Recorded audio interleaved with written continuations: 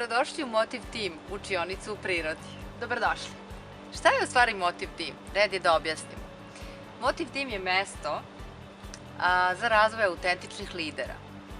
Po našem dubokom uverenju, biti lider ne znači biti na određenoj poziciji i na hijerarhijskoj skali u kompaniji.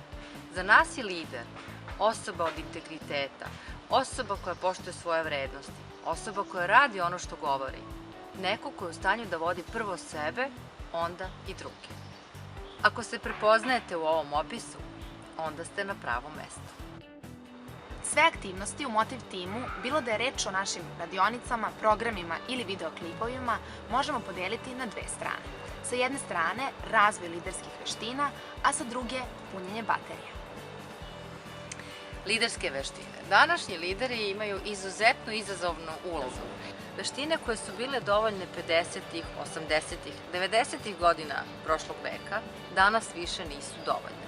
Potrebno je da naučimo i usvojimo apsolutno nove veštine. Motiv Team se time upravo i bavi. Pored toga, bavimo se i punjenjem baterije.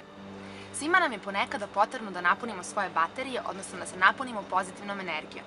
Upravo su tome namenjene naše aktivnosti za punjenje baterija. Zašto?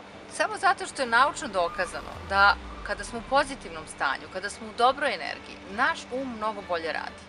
Tada smo u stanju da koristimo i levu i desnu stranu mozga.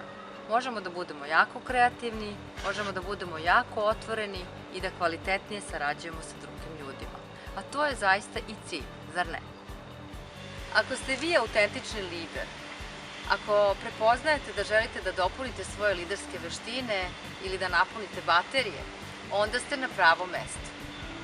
Iskoristite svojih 5 slobodnih minuta dnevno i učinite nešto inspirativno. Pratite naš sajt motivteam.org i našu Facebook i Instagram stranu.